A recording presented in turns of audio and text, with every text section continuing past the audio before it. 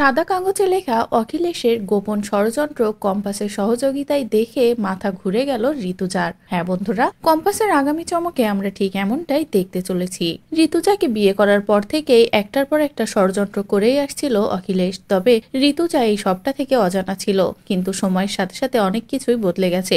ঋতুজা সবটাই ধীরে ধীরে জেনে গেছে। আর শুধু যে ঋতুজা জানে তা নয়, অখিলেশের আসল চেহারাটা কম্পাসও খুব ভালোভাবে জানে। তবে বিহানও এই সবটা থেকে অজানা। অন্যদিকে অখিলেশ যখনই বাইরে থাকে তখনই ঋতুজার হাতে যখনই সাদা কাগজটা পৌঁছায় তখনই ঋতুজা কিছুই বুঝতে পারে না যে একটা সাদা কাগজ কেন এভাবে কেউ গোপন করে রাখলো, এভাবে লুকিয়ে রাখার কি আছে। অন্যদিকে অখিলেশ যখনই দেখে যে ফ্রেমটা ভেঙে পড়ে আছে কিন্তু সাদা কাগজটা নেই, তখনই ভীষণ ভয় পেয়ে যায়। বারবার মুক্তিকে বলে, ওই কাগজটা যদি একবার ঋতুজা বা কম্পাসের হাতে পড়ে তাহলে আমি শেষ হয়ে যাব। অন্যদিকে কম্পাসকে নিয়ে যখনই ঋতুজা বাড়ি ফেরে সব ঝামেলা মিটিয়ে তখনই ঋতুজা বিষয়টা কম্পাসের সাথে শেয়ার করে যে আমি একটা সাদা কাগজ পেয়েছি, যেটা কিনা আমার আর অখিলেশের ছবির পিছনে লুকানো ছিল। কিন্তু একটা সাদা কাগজ কেউ কেন এভাবে লুকিয়ে রাখবে, ওতে তো কিছুই লেখা নেই। তখনই কম্পাস বলে, নিশ্চয়ই ওটাতে কিছু লেখা আছে, আর সেটা আমরা নর্মালি চোখে দেখতে পারবো না। বলেই কম্পাস যখন তখন নিজের ব্যাগ থেকে কিছু জিনিসপত্র বের করে তদন্ত করা শুরু করে দেয় যে এই পেপারটায় কি লেখা আছে সেটা কিভাবে দেখবো। আর এক পর্যায়ে এসে কম্পাস সেটা দেখে ফেলেই ঋতুজাকে দেখায়। আর ঋতুজা যখনই সবটা পড়ে তখনই মাথা ঘুরে যায় ঋতুজার, যে ঋতুজার বিরুদ্ধে গিয়ে ঋতুজাকে গোপন করে এত বড় ষড়যন্ত্র করেছে অখিলেশ। তো বন্ধুরা, এবার যদি সত্যি অখিলেশের সব ষড়যন্ত্র কম্পাসের সাহায্যে জেনে যায় ঋতুজা, তাহলে কি করবে ঋতুজা?